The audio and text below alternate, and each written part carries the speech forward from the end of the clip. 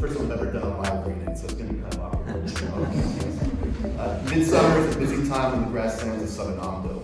For the pastoralists who inhabit the high plateau, the long sunny days and moderate temperatures provide a brief respite from the punishing conditions that predominate the rest of the year. Still, there's plenty of work to be done. Days begin well before dawn. Livestock consisting of sheep, goats, yak, hybrid 𝗀, and horses must be untethered and the young separated from their mothers so that milking can be completed by sunrise. Then the herds are driven out to pasture.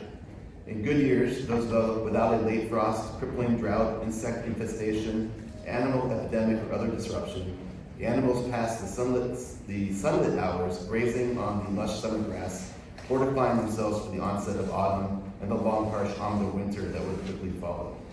Throughout, herders must remain on the lookout for strays as well as predators and bandits, both common dangers on the grasslands. Meanwhile, having risen early to milk the animals, women and girls often spend the rest of their mornings and afternoons gathering fuel for fires, making butter, cheese, and yogurt, fetching water, and performing other household tasks among the black tents that dot Amdo's summer encampments. On July 5th, 1958, however, in one corner of the plateau, the daily rhythm of pastoral life was shattered.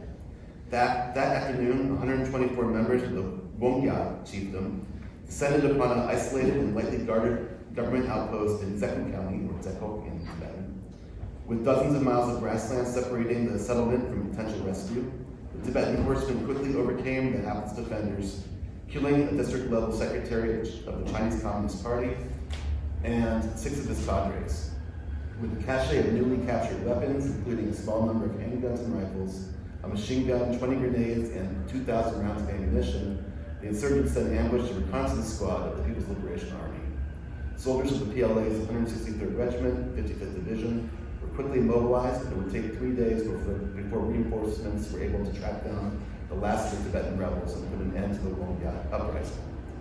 This was not how it was supposed to be. When PLA soldiers and CCP cadres marched to Qinghai 9 years earlier, they claimed to be liberating their Tibetan, Mongol, and Muslim compatriots from the oppressive rule of Chiang Kai-shek and his local agent, the Muslim warlord Mao Retold.